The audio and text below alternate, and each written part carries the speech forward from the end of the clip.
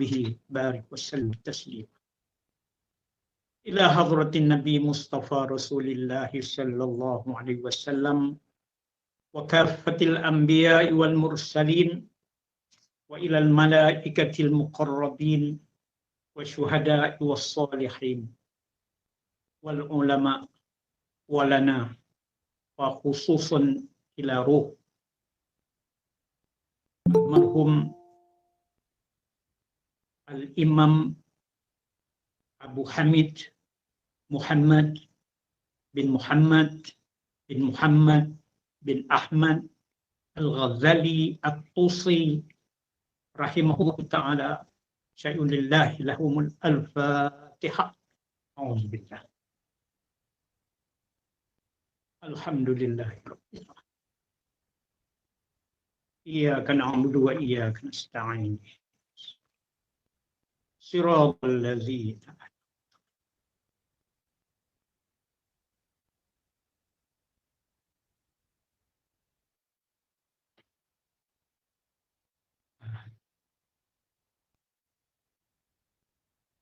Alhamdulillahillazi arsala rasulahu bil huda wa dinil haqq liyudhhirahu 'alad dini kullih wa kafaa billahi shahida.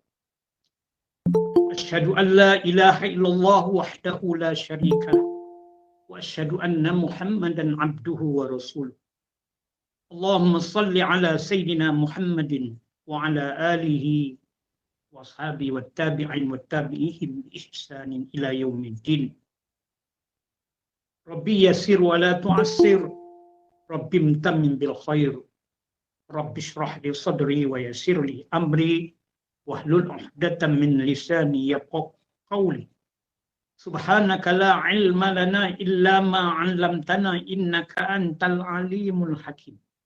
Allahumma iftah 'alaina bi hikmatika fatuhal 'arifin, wanshur 'alaina bi rahmatika ya arhamar rahimin. Amma ba'd. Assalamualaikum warahmatullahi wabarakatuh. Yang saya hormati Cikgu Ishak yang sekarang berada di Sepang, Selangor. Admin kita yang awal-awal sudah menghubungi saya. Para pencinta ilmu, lebih-lebih lagi yang mencintai akan ulama-ulama silam. Termasuklah Al-Imam Al-Ghazali rahimahullah ta'ala. Tuan-tuan dan puan-puan, saudara-saudari yang dikasihi sekalian. Syukur kita kehadrat Allah Subhanahu wa ta'ala dengan limpah rahmatnya pada pagi yang penuh keberkatan ini. Kita terus dicurahkan oleh Allah dengan segala nikmat badaniyah dan juga nikmat maliyah. Nikmat yang berupa kesihatan tubuh badan. Nikmat yang berupa anugerah rezeki dan juga harta dan juga sebagainya kepada kita yang menuntut kita untuk menyatakan kesyukuran kepada Allah Subhanahu wa ta'ala. Dengan cara kita mengabdikan diri di pagi-pagi hari Jumaat ini dalam satu majlis ilmu yang penuh keberkatan. Insya-Allah Allah akan menambahkan lagi kepada kita kerana kita telah memilih jalan-jalan orang-orang yang bersungguh pada jalannya. Wallazina jahadu fina lanahdiyannahum subulana.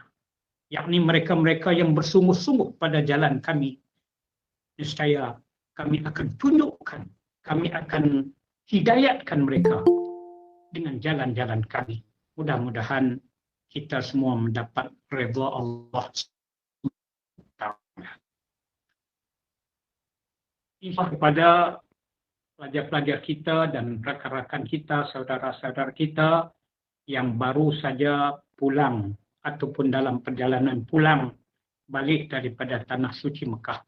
Kita ucapkan selamat berangkat pulang dengan haji yang mabrur, dengan keadaan sihat tubuh badan, dengan keadaan yang penuh dengan pahala-pahala dan juga kebajikan daripada Allah Subhanahu wa ta'ala.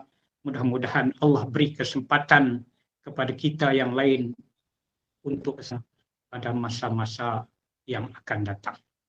Kita sambung bacaan kitab Arba'in fi Usuluddin karya Imam Al-Ghazali rahimahullahu ta'ala pada muka surat 41. Masih di bawah tajuk amalan berzakat dan sedekah, yakni dengan mengorbankan harta benda yang baik-baik sebagaimana yang dituntut oleh agama kita dan juga yang telah ditunjukkan jalan oleh Nabi kita Muhammad sallallahu alaihi wasallam. Dalam kitab ini Imam Al-Ghazali lebih menumpukan kepada nilai-nilai murni yang terdapat dalam zakat dan juga sedekah itu.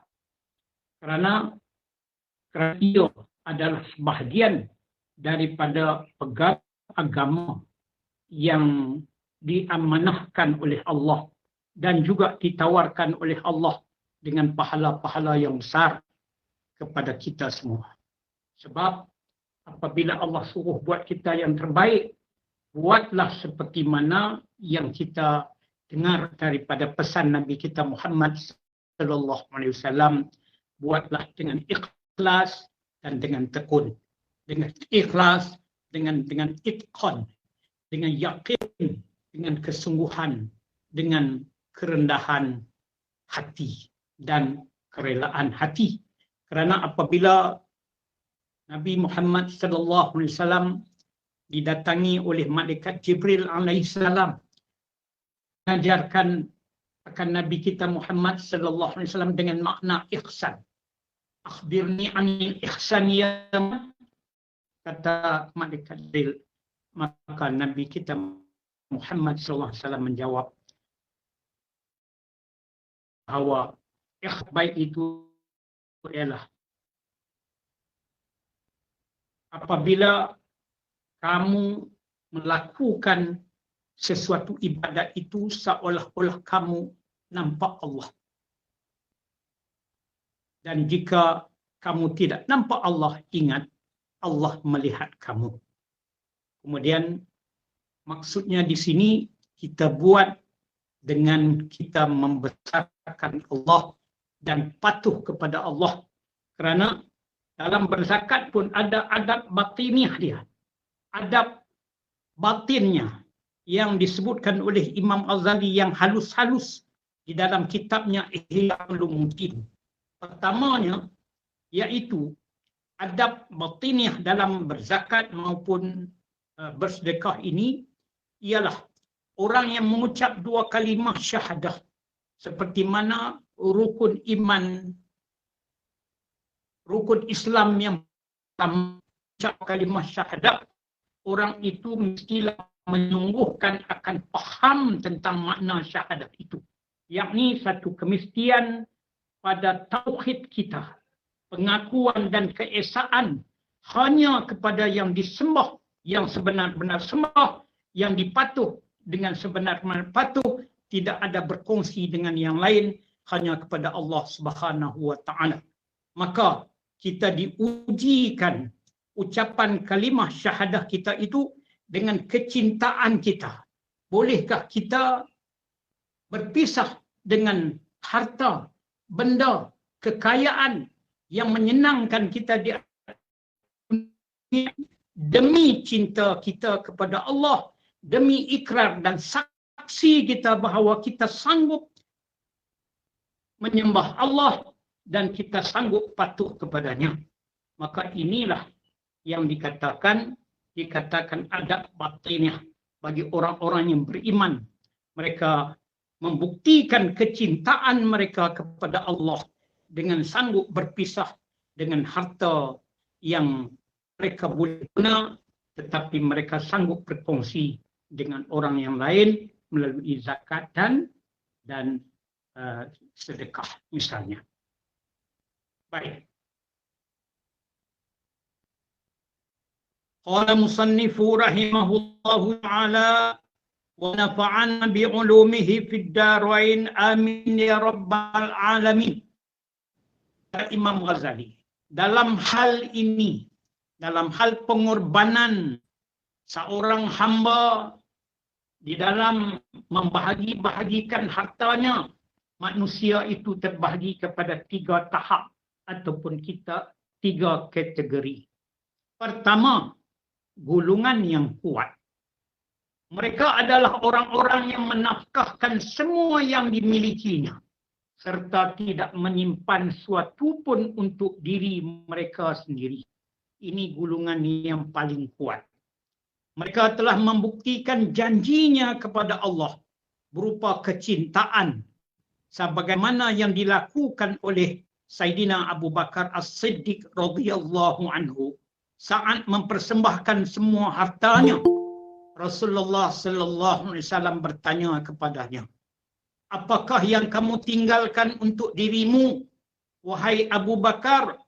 Abu Bakar menjawab, "Allah dan Rasulnya." Nabi sallallahu alaihi wasallam bertanya pula kepada Sayyidina Umar radhiyallahu anhu, "Apakah yang kamu tinggalkan untuk dirimu, Umar?" Maka Sayyidina Umar radhiyallahu anhu menjawab, yang sama seperti itu, maknanya ada sebanyak itu lagi lah. Yakni sama seperti yang disedekahkannya. Kemudian Rasulullah sallallahu alaihi wasallam sabda, perbezaan antara kamu, hai Abu Bakar dan Umar, sama seperti perbezaan antara perkataan kamu berdua, ataupun dalam bahasa Arabnya dikatakan bainakuma baina kalimatikuma. Maksudnya antara kamu berdua sama seperti apa yang perkataan kamu. Di sini dicontohkan golongan yang paling kuat sekali itu adalah seperti Sayyidina Abu Bakar radhiyallahu anhu. Apabila sedekahnya, maka tidak ada apa lagi yang ada, sehingga apabila ditanya oleh Rasulullah sallallahu alaihi wasallam, maka dia mengatakan Allah dan Rasulnya masih ada.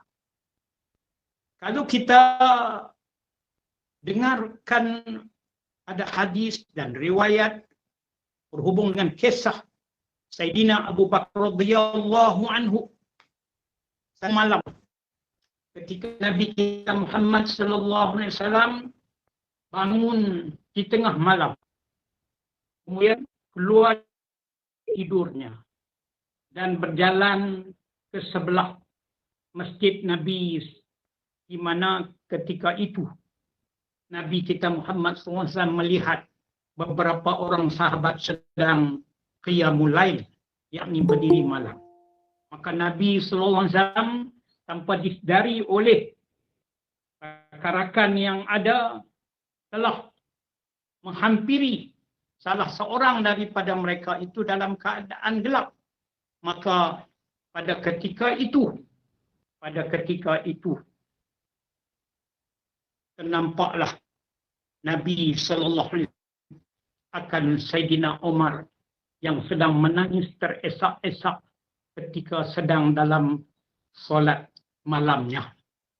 Maka pada keesokan harinya Nabi sallallahu alaihi wasallam bertanya kepada Sayyidina Abu Bakar secara persendirian, mengetahui apa rahsia amalannya sehingga menangis teresak-esak pada malam tadi. Apa yang kamu ingatkan ketika kamu sedang solat malam itu? Sayyidina Abu Bakar malu juga tersipu-sipu dengan Nabi sallallahu alaihi wasallam.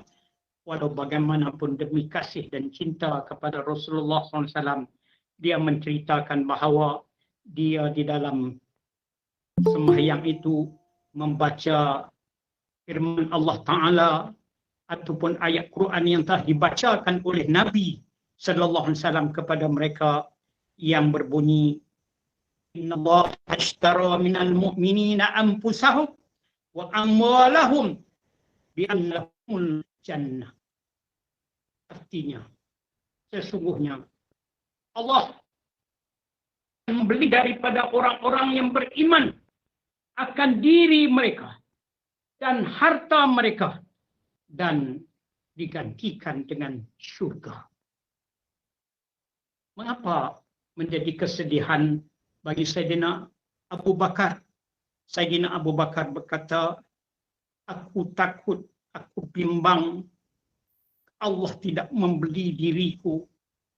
Allah tidak membeli akan harta-hartaku. Kerana tiadalah ia yang banyak ataupun tiadalah yang sebaik-baiknya daripadaku.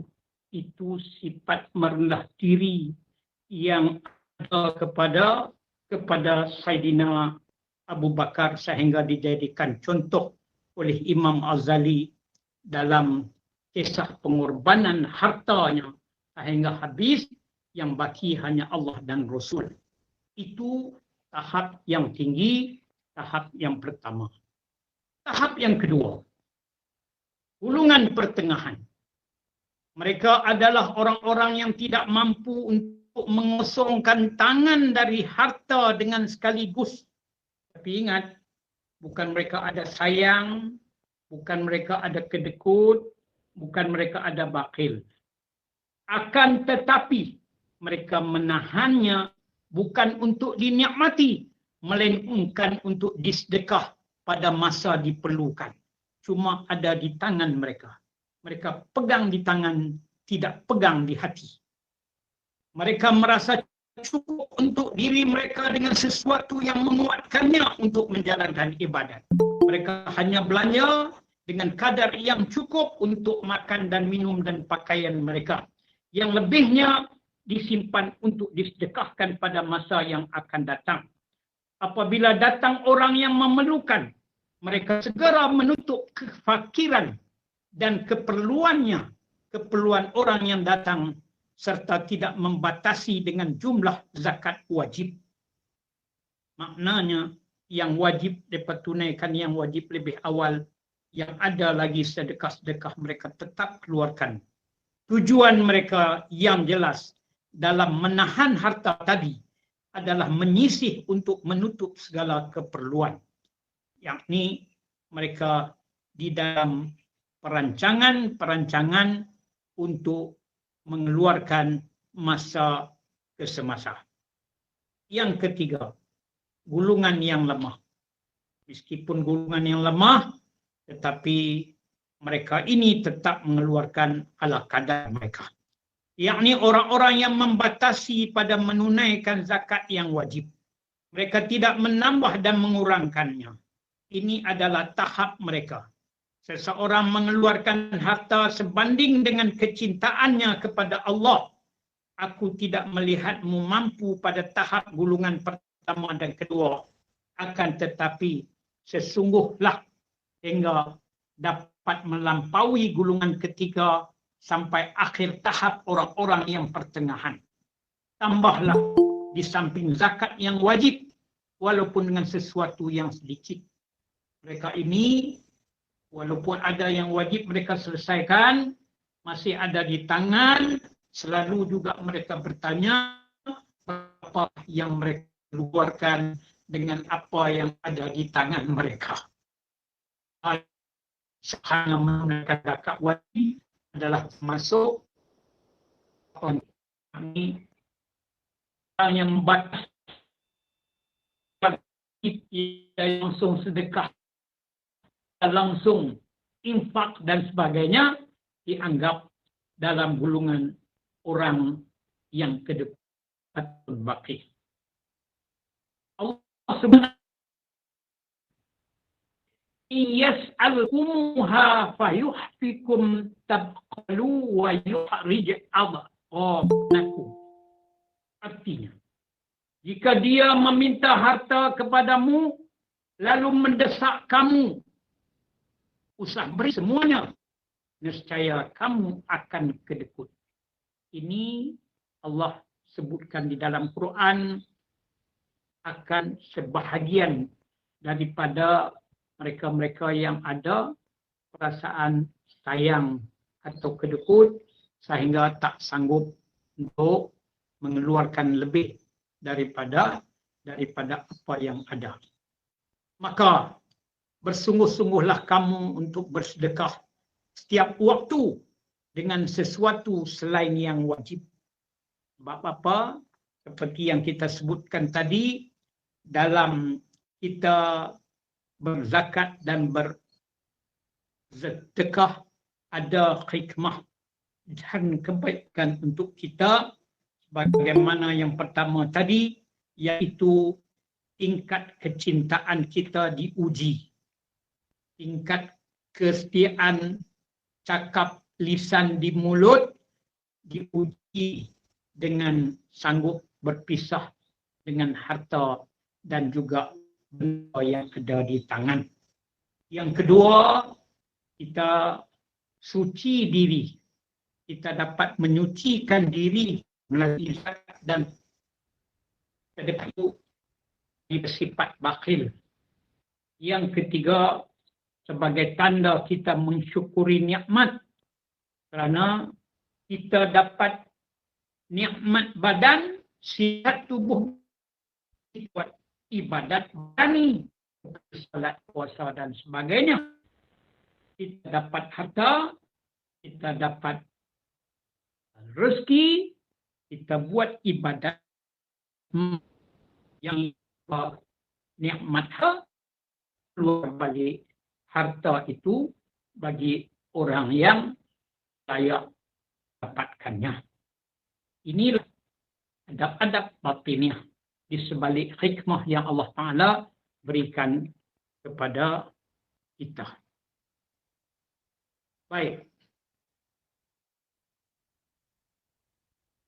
Maka sesungguhnya kamu untuk bersedekah setiap waktu dengan suatu lain yang wajib, walaupun dengan sepotong roti, sehingga dengan itu kamu dapat naik dari kedudukan orang-orang yang kedekut. Maknanya, apa yang ada di tangan sehingga dibandingkan dengan sepotong roti pun. Apabila kamu tidak memiliki sesuatu, maka sesungguhnya tidak semua sedekah harus dengan harta. Akan tetapi dengan kata-kata yang santun, menolong keperluan orang lain, menziarahi orang sakit, dan menghantarkan jenazah, termasuklah memberikan senyuman. Itu juga merupakan sedekah. Intinya, kamu mencurahkan sesuatu yang mampu kamu lakukan, baik dari segi kedudukan, jiwa, maupun perkataan, untuk melegakan hati seorang Muslim, yakni Muslim yang lain. Semua itu dicatat sebagai sedekah bagimu. Maksud di sini bahawa di samping kita diwajibkan dengan zakat, kita dituntut untuk bersedekah apa saja, termasuklah amal-amal kita, termasuklah perkataan-perkataan kita, termasuklah ziarah kita dan sebagainya.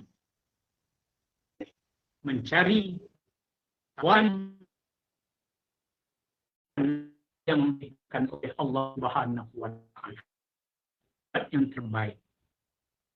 Summa kemudian berkata lagi Imam Al-Ghazali, peliharalah zakat sedekah dalam zakat kita, solat kita dalam 5 perkara. Pertama, Imam Ghazali sebut rahsia, buat cara tersembunyi. Ini zakat yang pelihara secara tersembunyi ini bukan maknanya dia satu-satu hukum, tidak. Dia zakat kita wajib bagi dengan terang-terang. Sebab apa? Kita nak sampaikan kepada mereka-mereka yang asnaf itu. Kemudian yang kita berikan secara rahsia senap-senap itu adalah berupa sedekah. Sebab Nabi sallallahu alaihi wasallam ada sebut, afdalu sadaqati juhul ila faqirin fi sirrin. Maksudnya lebih kurang, sedekah yang terbaik ialah kesungguhan orang yang ada sikit hartanya, tapi sanggup menyerahkan kepada fakir dengan rahsia, yakni dengan dirahsiakan. Begitu juga dalam solat. Solat ini maknanya solat yang sunat-sunat. Kalau solat jemaah, solat Jumaat, solat berhimpun di hari raya dan sebagainya, itu harus dibuat secara umum.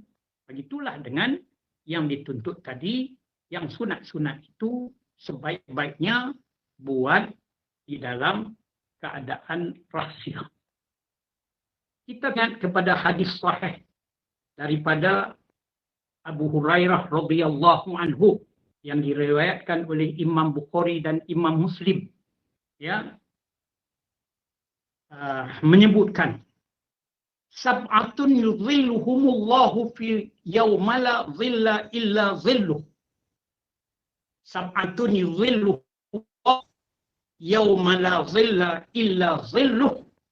Imamun adilun wa syabbun nasha'a fi ibadihi ta'ala azza wa jalla wa rajulun qalbuhu mu'allaqun bil masajid idza kharaja minhu hatta ya'uda ilaihi wa rajulani tahabba fillah ijtama'a ala zalik wattafarraqa wa rajulun dzakarallaha qaliyan fafadat 'ainah wa rajulun da'at dzatu hasabin malin faqala inni akhafullah wa rajulun tasaddaqa bisadaqatin fa'akhfaha hatta ta'lamu shimaluhu ma yunfiqu biyaminih.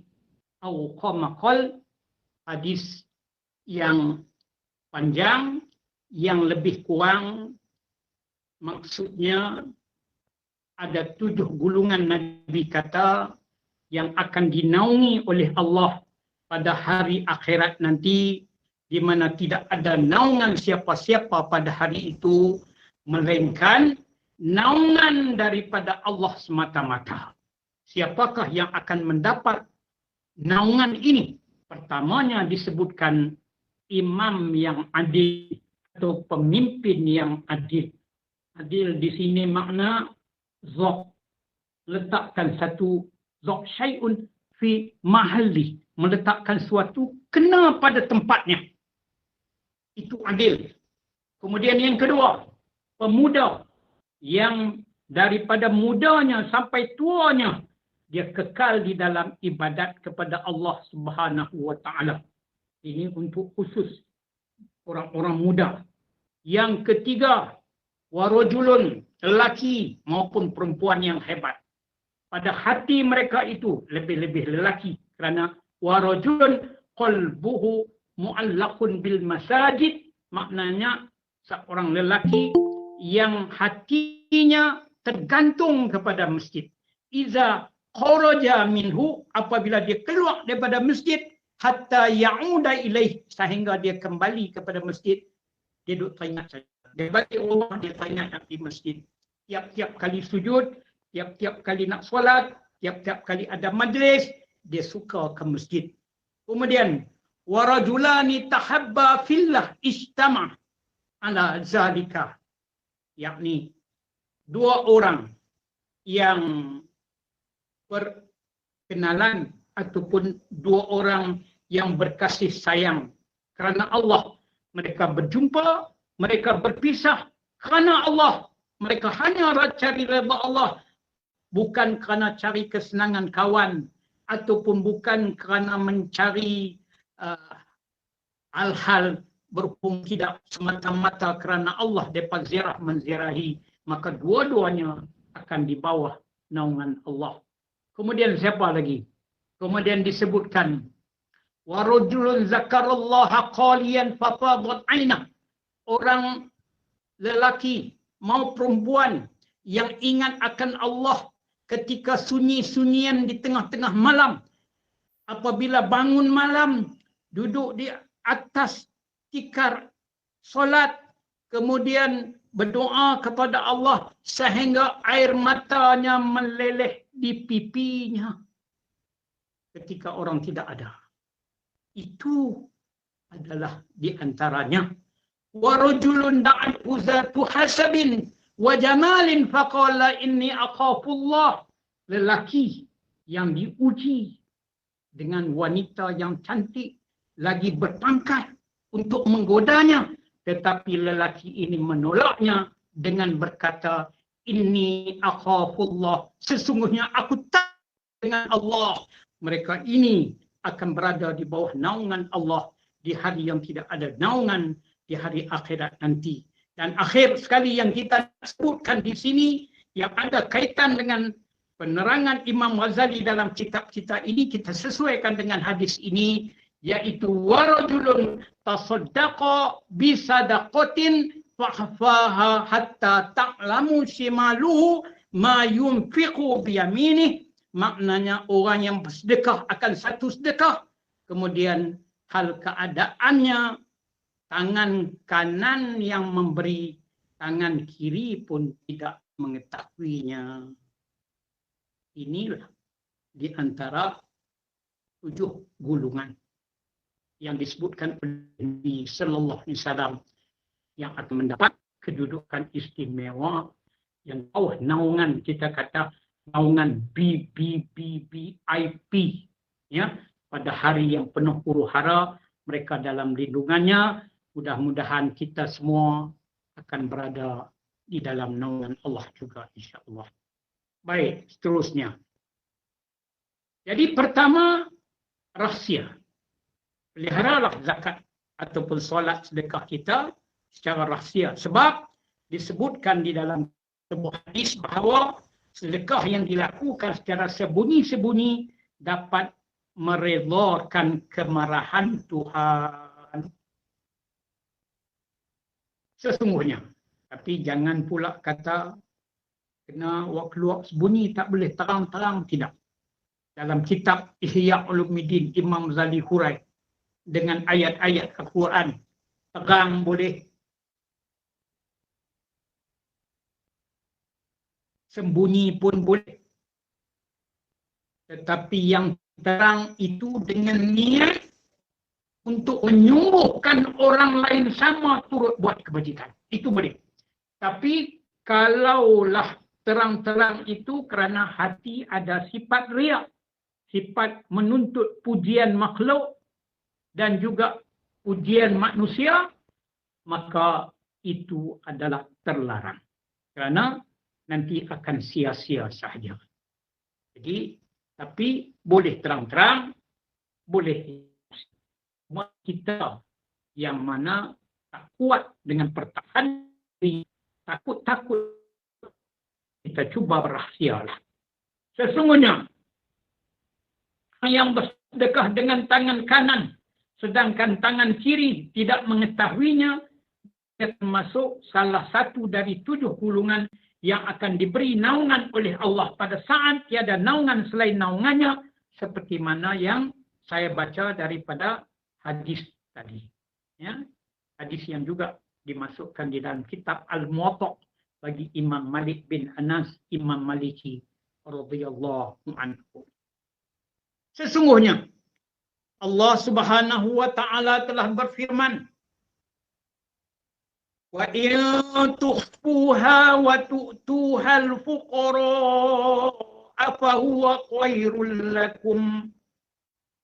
Artinya, dan jika kamu menyembunyikannya dan kamu berikan kepada orang-orang fakir, maka hal itu lebih baik bagimu.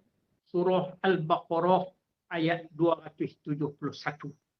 Ini lagi hujah yang kuat kalau kita dapat menyembunyikan sedekah itu.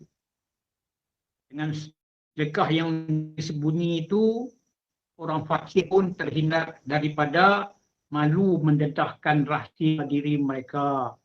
Ya, kalau kita buat dalam hal-hal yang dapat ramai kadang-kadang yang muncul. Ya? Tapi dia memang memerlukan kita tolong dengan cara sembunyi bagi kita dan bagi orang yang menerima. Dengan itu kata riya ada perasaan nak menonjol diri, ada perasaan nak ambil untung dunia daripada perbuatan ibadat tadi. Jadi cara sembunyi tak adalah riya, hanya kita dengan Tuhan dan Allah sahaja. Sesungguhnya riya itu boleh menguasai jiwa seseorang dan membinasakan. Riya di dalam hati berubah saat seseorang diletakkan dalam kuburnya menjadi seekor ular. Bukan kita ketika membaca hadis yang panjang yang menceritakan Nabi Sallallahu Alaihi Wasallam memberikan bin Jabal radhiyallahu anhu tentang amalan-amalan kita setiap hari diangkat oleh malaikat-malaikat hafazah untuk naik ke langit. Amalan-amalan yang baik-baik dibawa oleh malaikat-malaikat dengan penuh rasa gembira untuk didaftarkan sebagai amalan kebajikan di langit sana. Tiba-tiba pada tiap-tiap pintu langit ada penjaga pintu langit daripada malaikat pintu langit yang mereka istiharkan mereka itu menjaga kukuh akan kawalan daripada ada mana-mana ibadat kalau ada di dalamnya sifat riya oleh pengamalnya, nescaya kata malaikat penjaga pintu langit, jangan dibenarkan melintasi langit yang aku jaga ini. Bawa turun semula amal yang ada riya ini. Pukul pada muka orang yang buat ibadat ini kerana tak sesuai diangkat untuk Tuhannya. Itu dalam hadis yang kita pernah baca pada minggu yang lalu. Tambah pula dengan dikatakan untuk orang yang riya dalam buat di dalam kuburnya ada menunggu seekor ular. Ular yang besar, yakni menyakiti seperti seekor ular, sedangkan kebakhilan menjelma dalam bentuk kalajengking.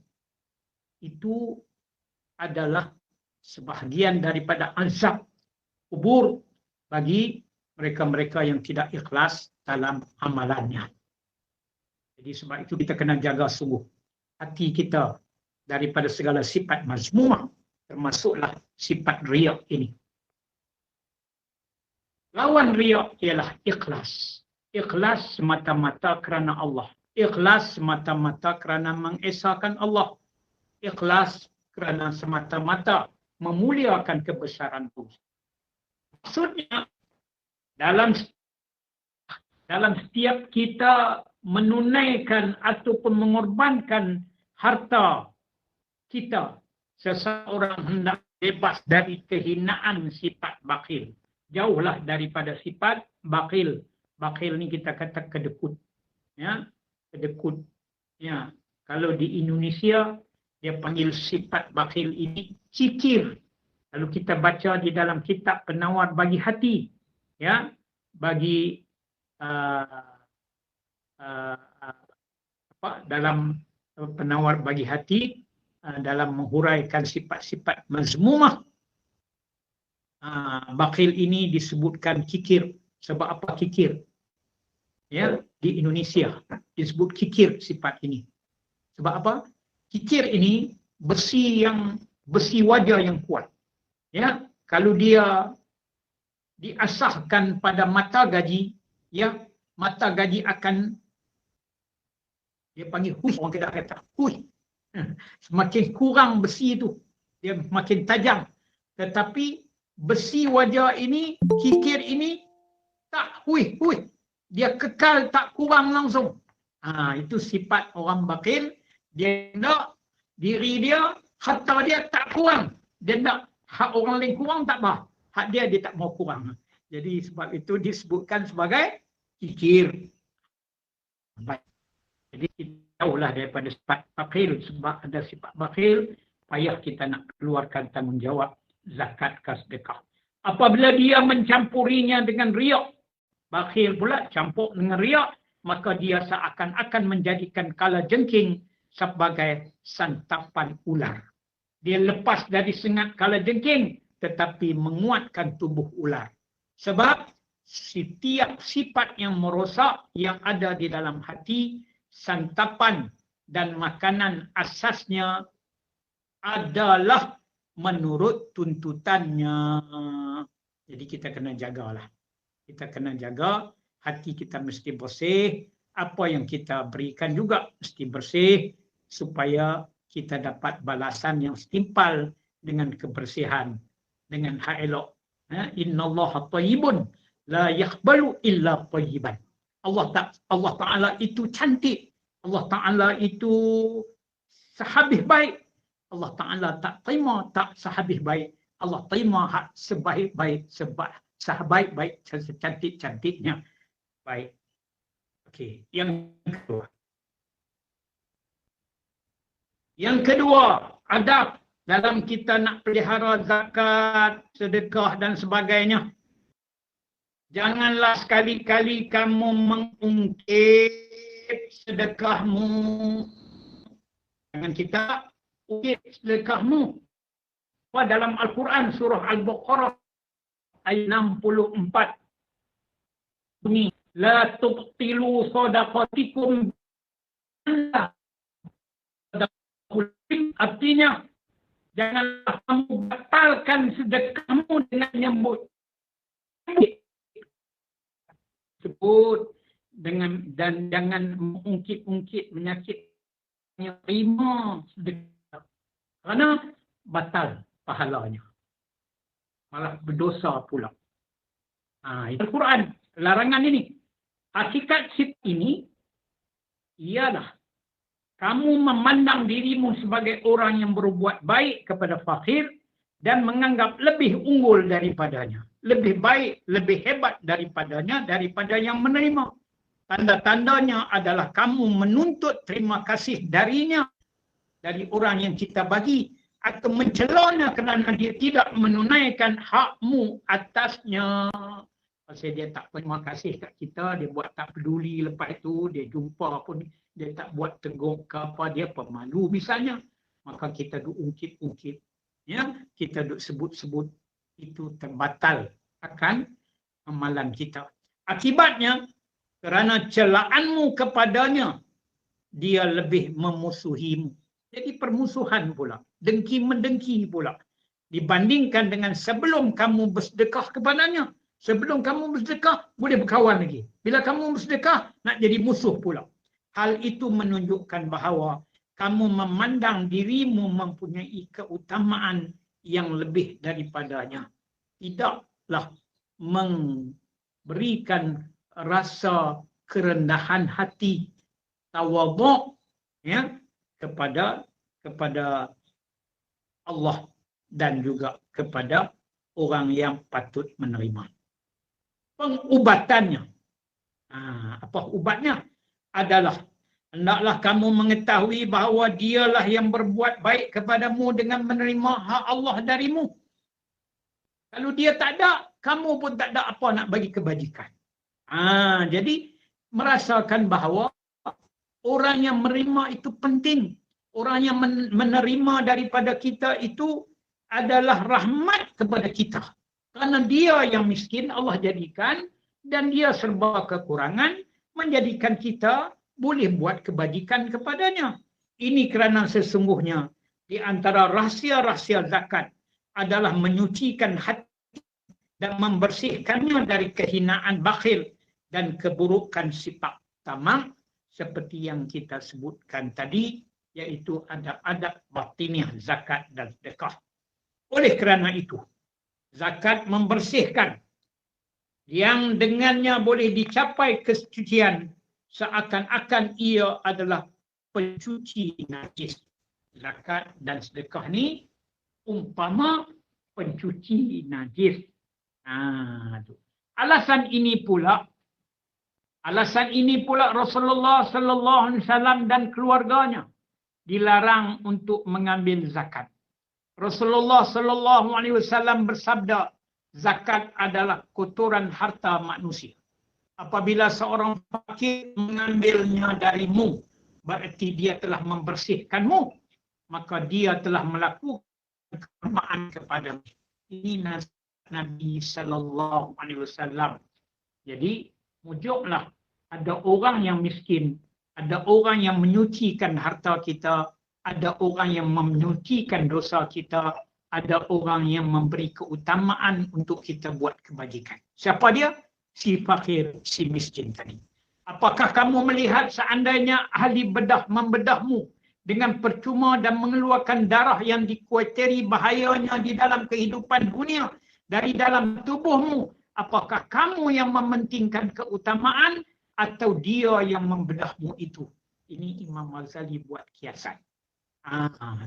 Orang yang mengeluarkan kehinaan, bakhil dan bahaya dalam kehidupan akhirat dalam hatimu adalah lebih utama untuk kamu pandang sebagai orang yang mementingkan keutamaan. Maknanya mereka telah mengeluarkan daripada tubuh kita, daripada darah kita, daripada badan kita kekotoran yang tak suci dengan menyucikannya melalui harta pemberian kita ataupun sedekah pemberian kita. Itu adab yang kedua. Ketiga, ya, insya-Allah kita sempat habis bahagian zakat pada hari ini pun, alhamdulillah. Ya. Ketiga, hendaklah kamu mengeluarkannya dari hartamu yang paling bagus dan paling baik. Inilah yang kita sebutkan selalu. Keluarlah yang kita paling kita suka, keluarlah yang paling kita baik. Jangan duduk alasan tak baik, duduk bagi alasan pula. Nampak ya tak elok, tapi elok. Tak payahlah. Ya, kalau ada terbaik, berilah yang terbaik. Kerana yang terbaik itulah akan balasan pun terbaik juga. Allah Subhanahu wa taala berfirman, Innal ladzina amanu wal ladzina hadu wan nasara was sabiina man amana billahi wal yaumil akhir.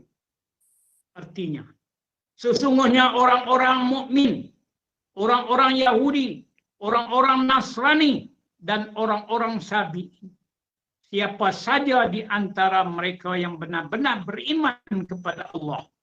Al-Baqarah ayat 62. Allah Subhanahu wa taala berfirman, "Wala tayammamul khabitha minhu tunfiquna walastum biaqidhi."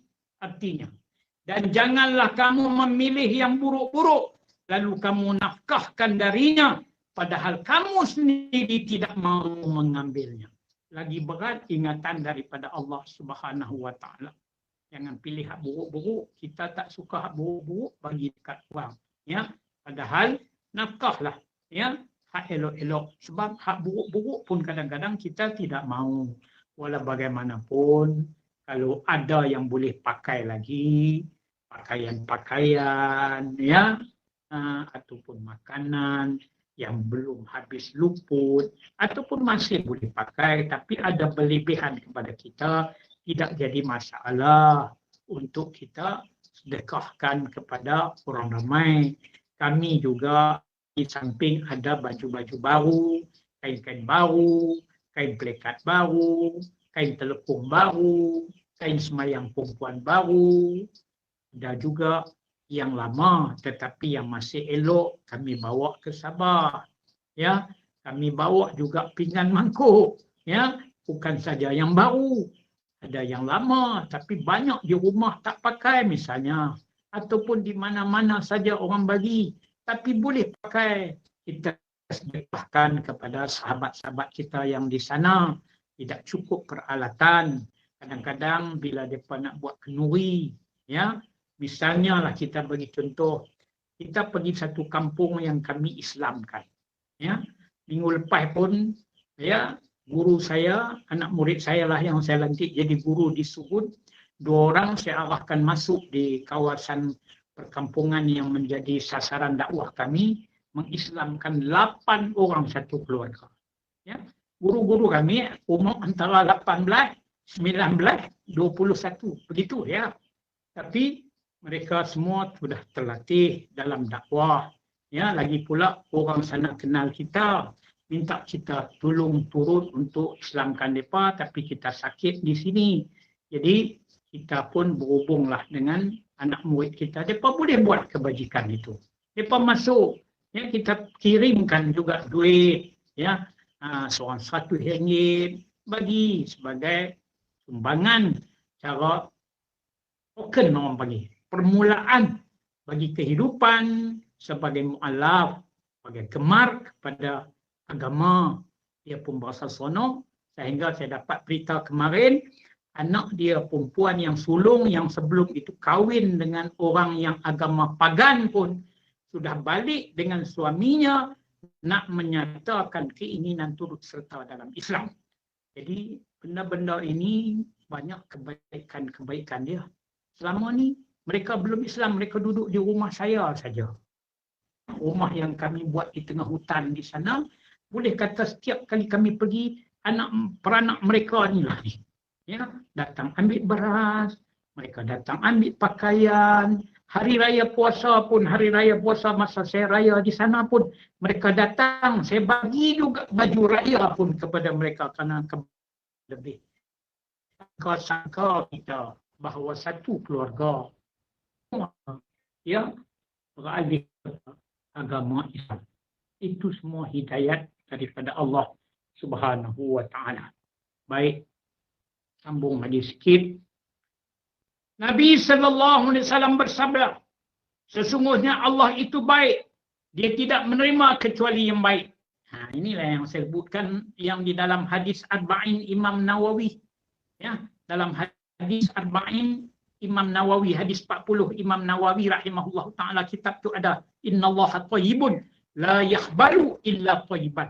Sesungguhnya Allah itu baik, dia tidak menerima kecuali yang baik-baik. Jadi kita tahu kita nak bagi yang baik. Allah terima yang baik. Kalau kita nak semayang bagi presentable, yang presentation betul-betul baik, berkualiti, khusyuk, ikhlas, tidak bercampur dengan riak dan sebagainya. Maksudnya adalah menampakkan tahap kecintaan. Manusia mementingkan yang dicintainya dengan yang lebih bernilai, bukan dengan yang lebih buruk. Baik, keempat. Hendaklah kamu memberi sedekah dengan wajah berseri-seri dan sukacita. Redha. Bukan sedih. Ya. Redha, seronok, ya, gembira. Kamu bergembira saat bersedekah. Tidak cemburut, yakni tidak ada keluh kesah. Tak ketak tangan.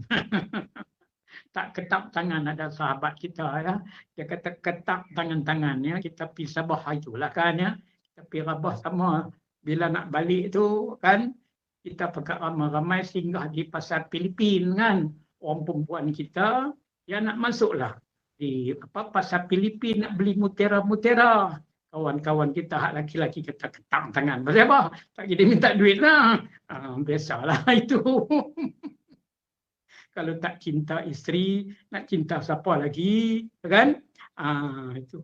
Jadi kadang-kadang sekali-sekala berjalan ramai-ramai itu seronok juga, ya, menggembirakan juga, ya, mengeratkan silaturahim. Baik. Rasulullah SAW bersabda, 1 dirham mendahului 100,000 dirham.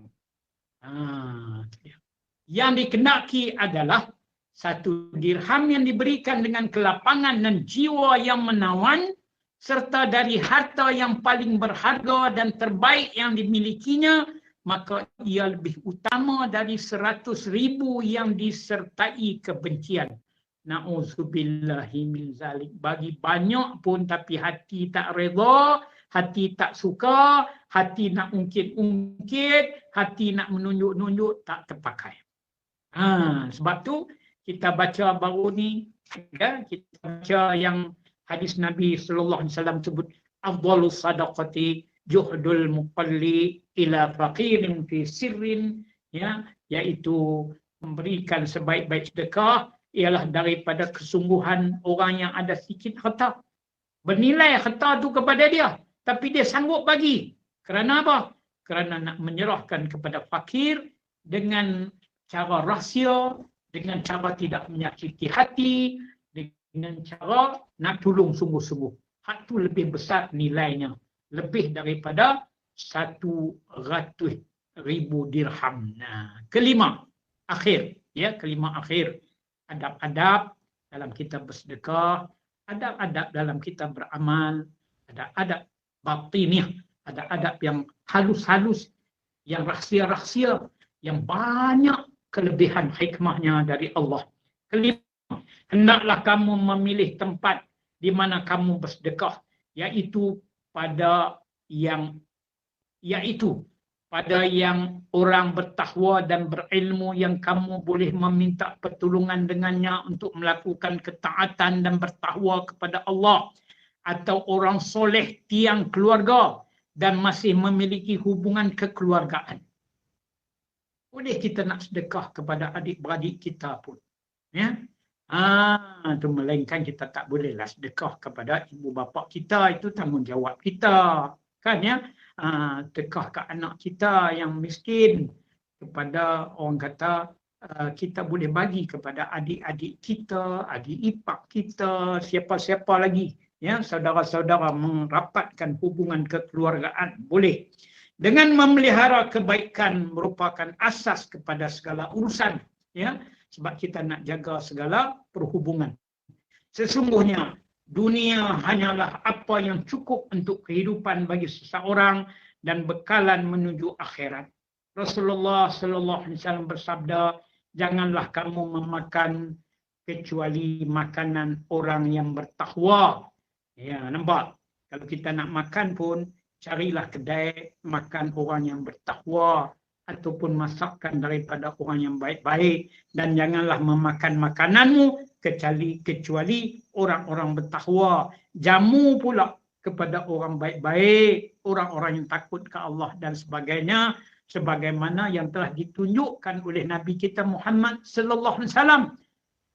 Seperti mana, ya, yang disebutkan laqad kana lakum fi rasulillahi uswatun hasanah. Sesungguhnya bagi kamu pada diri Rasulullah sallallahu alaihi wasallam contoh yang terbaik. Rasulullah kalau buat yang terbaik, ya. Kalau memberi yang terbaik, ya.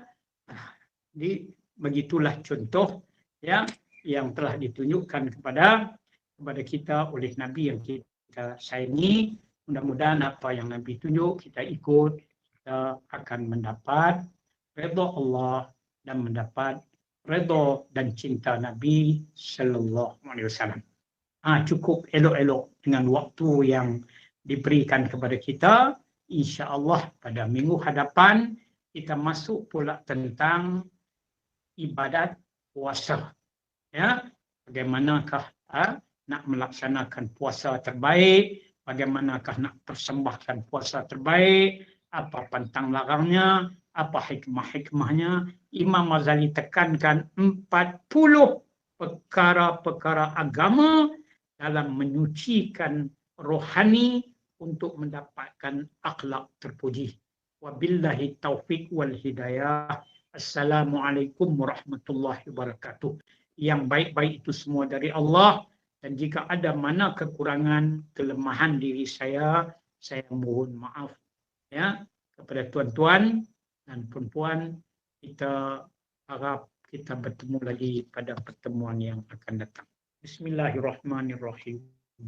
Alhamdulillahirabbil alamin wassalatu wassalamu ala asyrafil anbiya'i wal mursalin وعلى آله وصحبه أجمعين. اللهم علمنا ما جهلنا وذكرنا ما نسينا.